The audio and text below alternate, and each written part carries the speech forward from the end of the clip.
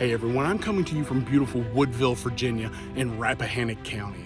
And there's a lot of Civil War activity here. In July of 1862, we're gonna have Robert H. Milroy's federal camp around us.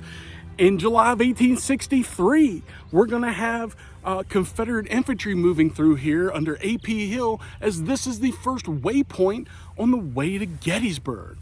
And in November of 1863, we're going to have another Confederate leader, one of my favorite personalities of the Civil War, John Singleton Mosby, is going to be headquartered here. On November 26th of 1863, the Union Army camped in Culpeper County around Brandy Station will begin moving south toward the Rapidan River.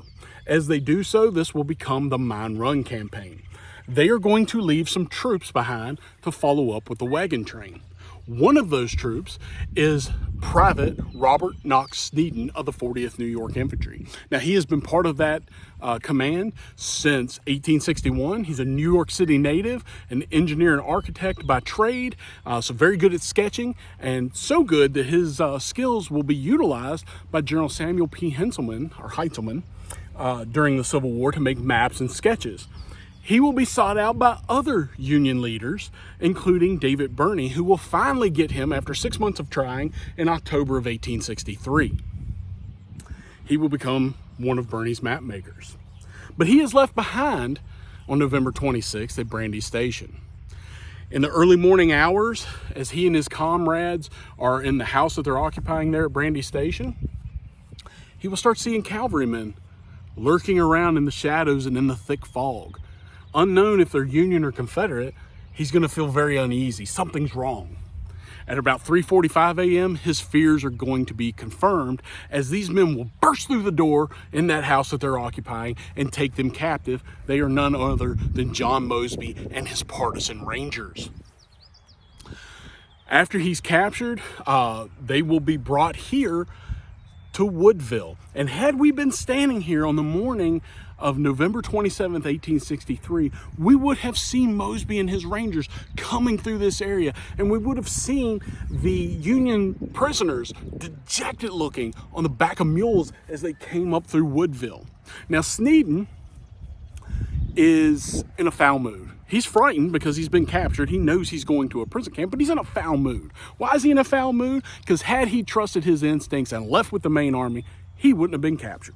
He's in such a foul mood that when he is questioned about the Union Army's movements, he refuses, and because of his refusal, he will be pistol whipped by a Confederate officer.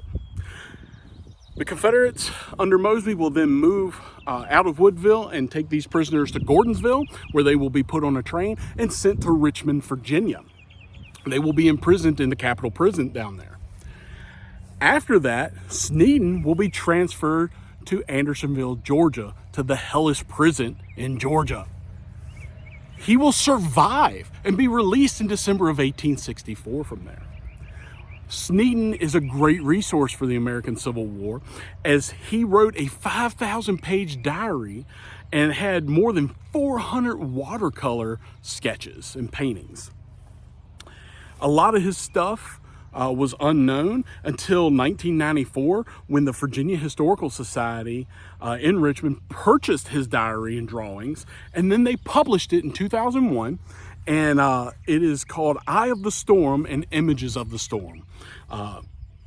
That's just amazing. 5,000 pages of diary with 400 watercolor pictures. Some of those had been put in the Battles and Leaders of the Civil War in the 1880s, but most were unknown until 2001. So get a chance to come out here, definitely do so. Tons of Civil War activity. We got Milroy, we got Hill, we got Mosby, and we got the story of Private Sneden.